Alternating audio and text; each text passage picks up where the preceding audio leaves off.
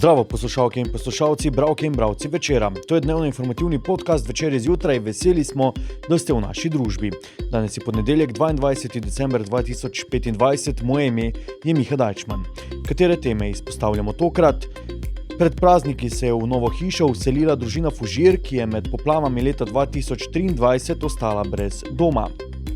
Kako se nov koncept decembrske okrasitve in programa v Mariboru preliva v turistične številke? Zakaj reforma dolgotrajne oskrbe nekaterim družinam prinaša še večje finančno breme? Naročite se na podcast, da boste obveščeni ob izdaji naslednje epizode. Vseskozi smo z vami na vecer.com.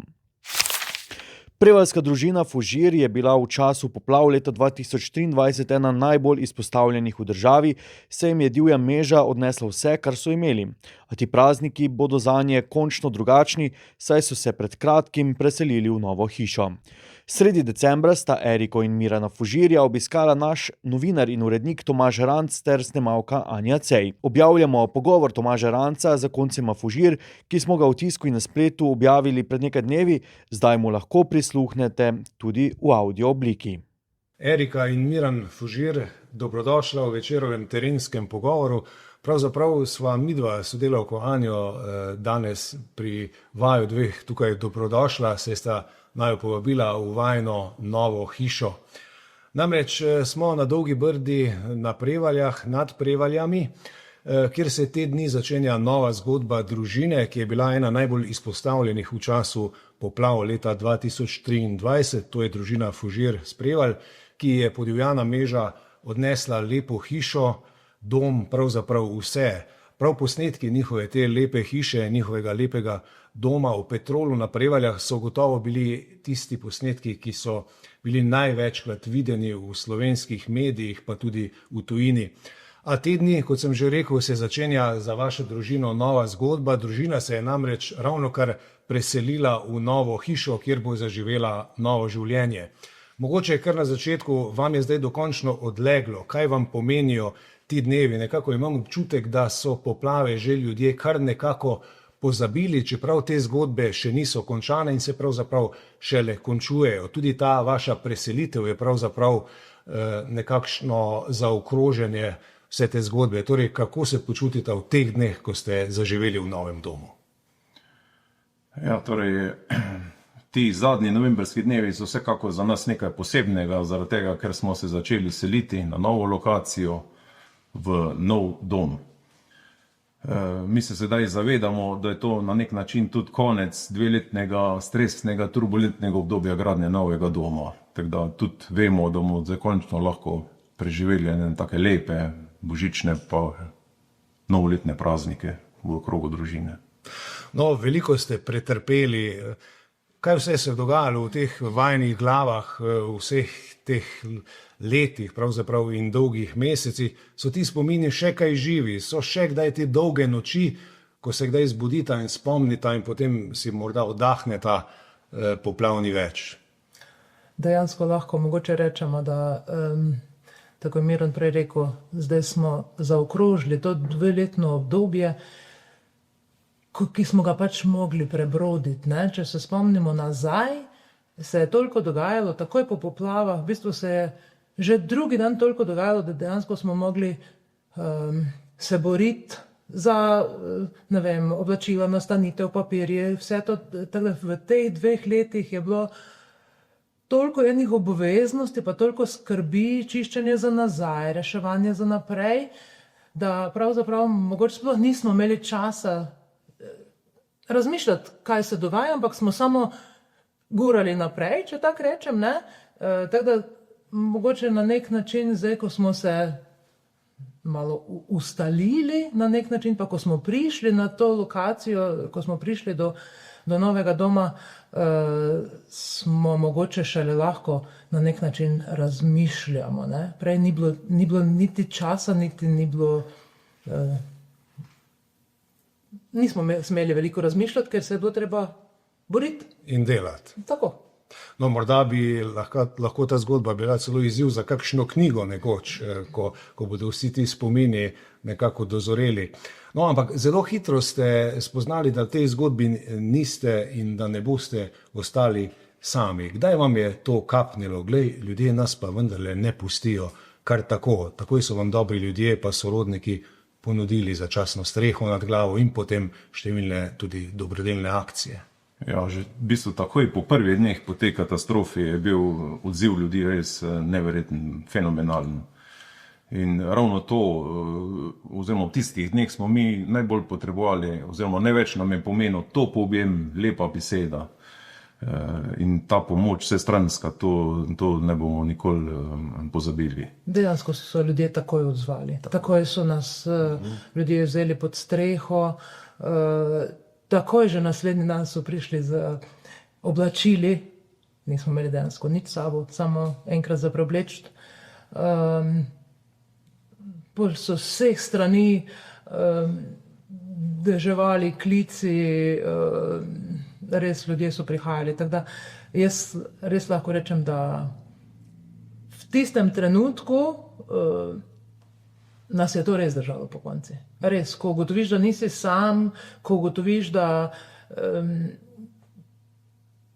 takrat meni se je zdelo, da ljudje dihajo z nami, no, in to vama je verjetno dajalo upanje. In z Koroško, no, ker mi smo pravzaprav se razsežnosti katastrofe zavedli šele, nas ženske so odpeljali tisti večer, preden se je hiša podrla, Mirana pa očeta 3 dni pozneje, in dejansko šele drugi dan, ko smo mi šli v dolino, smo vedeli, kaj se sploh v kraju dogaja, ker naša hiša je od mesta malo odmaknjena in ko so bile poplave, mi smo tisto 2 dni, petek pa soboto pač reševali in nismo vedeli, da je ta televizija nismo imeli, niti nismo imeli časa gledati. In smo videli, kakšne razsežnosti katastrofe sploh so, ne? In takrat so pa tudi odzivi ljudi so bili res in to v takih izrednih. Nekaj najhujšega, kar bi se lahko zgodilo, recimo, ko doživiš tako naravno nesrečo, da pol ostaneš sam, ker pa lahko v bistvu samo v obup padeš, pa smo res videli luč na koncu tunela. Tudi reševali so vas s helikopterjem, potem ste pa verjetno že začeli počasi razmišljati, kaj bo nekoč, ko bo vse skupaj mimo. Verjetno ste tudi razmišljali, kje bomo pa potem živeli, a ne? Ali je bila vaša prva misel samo pač proč od Meže? Ne, moram priznati, da naše prve misli so bile, da zgradimo dom na stari lokaciji in sicer nekoliko bolj proč od Meže, pa malo više gor. Tako da je tudi 1000-letna voda recimo ne bi dosegla. Samo potem, ko sem pa s pomočjo bivšega sodelavca na Petrolu pridobil mnenje vrhunskega strokovnjaka z področja vodarstva, so nam to odsvetovali. Zato so se pol naše aktivnosti v bistvu usmerile v iskanje nove lokacije skupaj z občino Prevalje. In tukaj smo danes, verjetno pa ni enostavno, kot si že sam povedal, se odločati. Družina je navajena nekako teh vsakodnevnih poti, komunikacij, lokacije, ne nazadnje lepo hišo ste imeli. Kako ste potem tehtali in kako je potem prišlo, nekaj si že pojasnil, do odločitve? Saj tudi parcel na Prevaljah pravzaprav ni v izobilju, tako rekoč jih ni. Kako ste si potem prišli do te možnosti? Tu smo pravzaprav imeli veliko sreče, zaradi tega, ker je bil Petrol, kjer sem tudi sam zaposlen, eno parcelo tu na Malineku. In takrat že po nekaj dneh po tej katastrofi se je Petrol povezal z občino Prevalje in ponudil, da proda te parcele za ta namen. In dejansko se je to pol tu zgodilo, občina Prevalje to odkupila, komunalno opremila, pa smo mi s pomočjo odškodnine to v bistvu odkupili. To je bila ena večja parcela, ki se je razdelila na 3 parcele, ki so jih je občina potem v bistvu namenila poplavljencem. Tako mi smo se odločili za to. Ena parcela pa v bistvu... Drugi so našli druge rešitve, tretje frajše. V bistvu je bila ta lokacija, pa ena lokacija spodaj bliže mesta, pa ena lokacija pod Gonjamiša, tista je kar odpadla, ker je blizu vode. Tista na stražišču je bilo rečeno, da bi bila lahko opremljena v 3 do 5 letih, ta pa nekako v enem letu. Tako da ta lokacija nam je konec koncev bila tudi nekako všeč, ker je blizu narave. Je res oddaljena od mesta, ampak... Je lepa, čudovita razgled na Uršljo in Peco. Obe gori. Je tukaj zares eden lepših na Koroškem zagotovo. Kaj pa sama gradnja, kako je potem vse skupaj potekalo? Tudi to ni mačji kašelj. Ja, v gradnjo smo v bistvu bili vpeti od samega začetka, začenši z idejno zasnovo. Tam smo v bistvu tudi spoznali čudovite ljudi, Na Marlesu sodelovali z arhitektko Tatjano in v bistvu snovali te prostore bodoče hiše. In ravno zaradi tega dejstva, ker smo tako sodelovali, smo pol, ko smo se zdaj vselili, počutili čisto domače, tako bi že tu bili. To je čisto neka druga situacija, ko pa če kupiš neko vzorčno hišo, bo že vse narejeno, pač ne prispevaš. Ves proces načrtovali, pa sodelovali, pa takoj smo pravzaprav tudi, takoj, ko je bilo možno, ko smo tisto najhujše ruševine, pa tisto tam pospravili, smo mi tudi dejansko takoj začeli hoditi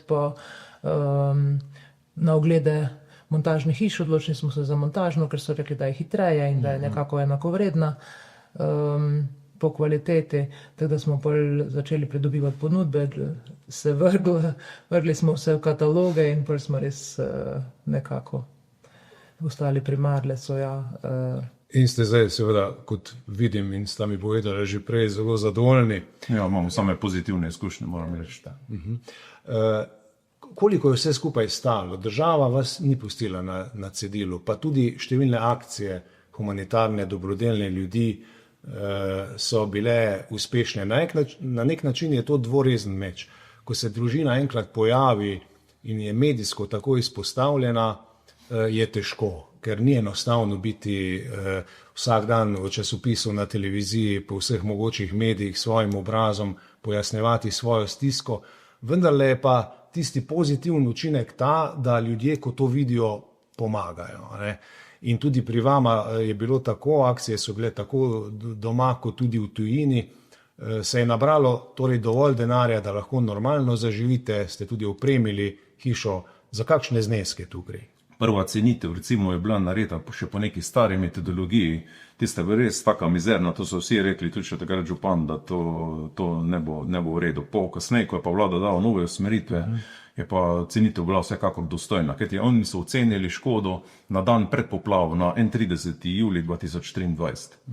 Teda mi smo pol podpisali pogodbo z državo, s tem se je v bistvu država rešila nas in veljalo tudi obratno in pa smo vse nadaljne aktivnosti pač vodili v svoji režiji. Teda to so bila v bistvu največja finančna sredstva, ki smo jih dobili, ampak bistveno zelo pomembna so pa tudi sredstva, ki smo jih dobili s pomočjo donatorstva. Vemo, da občina Prevalje je takrat odprla tekoči račun samo za našo družino. Nekaj sredstva smo dobili iz tujine preko GoFundMe, tako da s temi sredstvi smo mi v bistvu pokrili odkup komunalno opremljenih obeh parcel, plačali komunalne prispevke, potem je bilo treba narediti 2 škarpi, ki sta bili vključeni v gradbeno dovoljenje, čeprav smo mi upali, da to ne bo treba, ker je to še kar lep zalogaj, ampak pa se je izkazalo zaradi same konfiguracije terena, da pač mora biti. Pol je seveda ostala gradbena dela, ki so nujna, preden se lahko začne sploh montaža hiše. Tako da to se nam je išlo, ni sicer še zaključena finančna slika, ker imamo še to zdaj še notranjo opremo, še ni čisto zaključeno.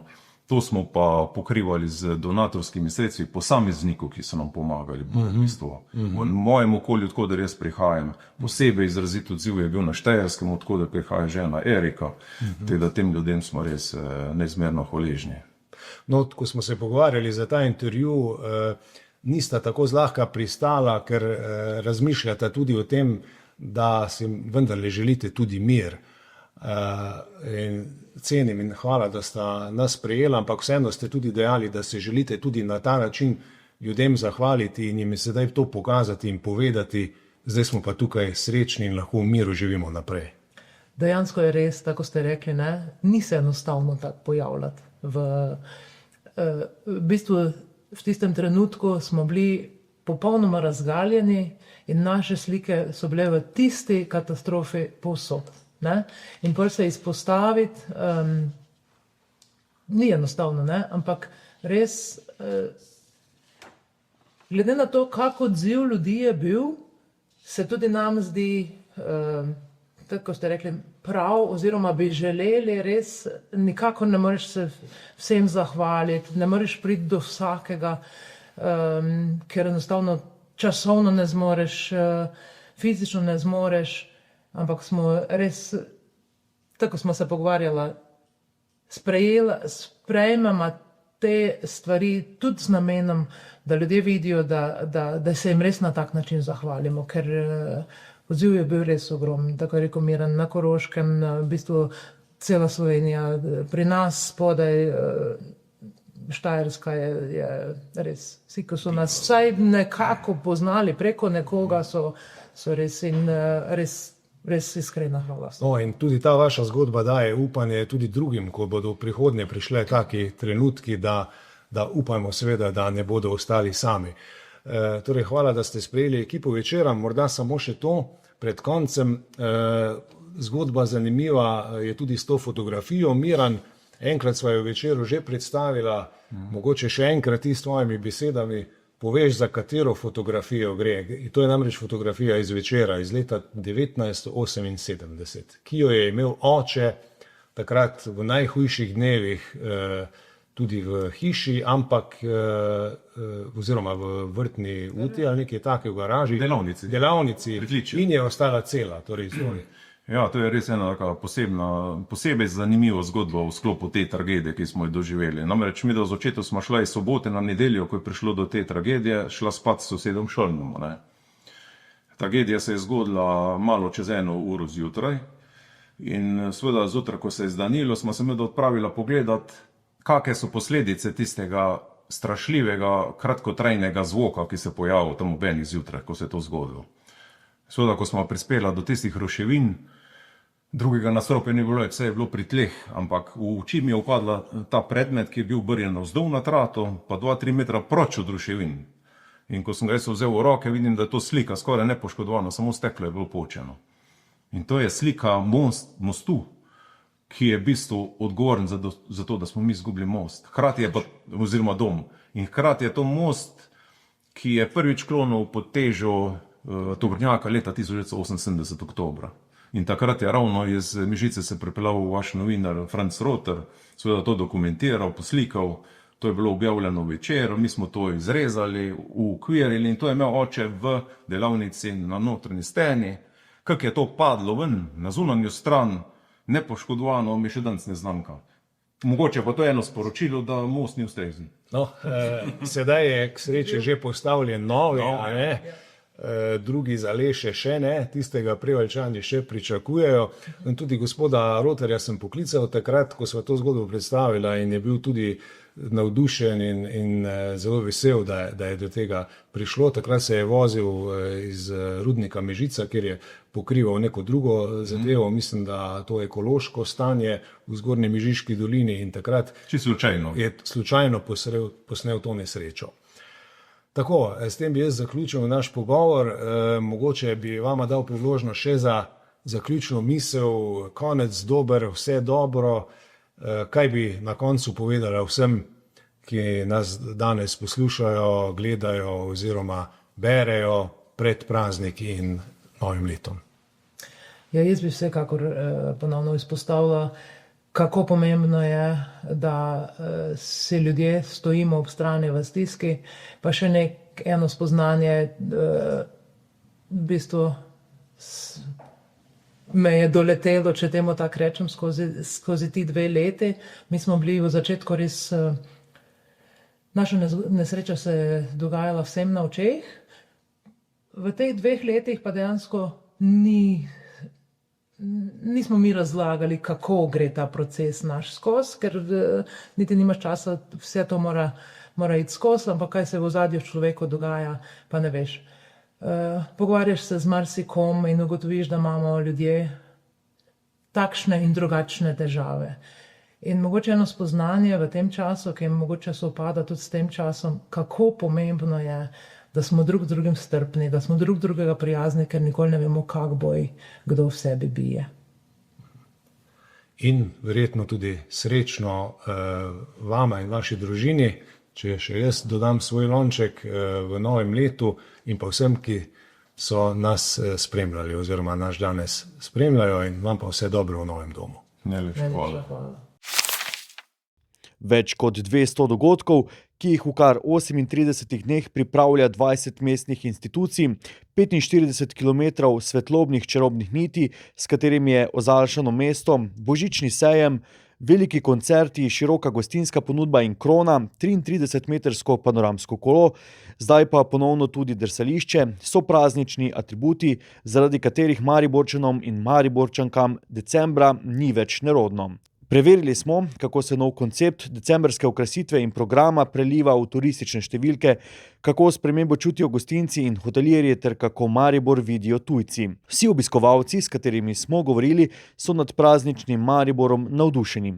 Da ima čarobni Maribor svoj efekt, opažajo tudi gostinci. Citiram, včasih smo bili sami v mestu, zdaj pa mesto deluje kot celota in smo gostinci del mozaika. O pozitivnih vplivih govori Marko Kokol, vodja Niagare in Astorije. Temo je pripravila Jasmina Cehnar, preberite jo v tisku in na spletu. Reforma dolgotrajne oskrbe naj bi razbremenila stanovalce domov za starejše in njihove svojce, a v praksi vseh ni dosegla enako. Medtem ko večina stanovalcev prehaja v nov sistem z nižjimi položnicami, je del ljudi ostal zunaj njega, brez avtomatske prevedbe in brez olajšav.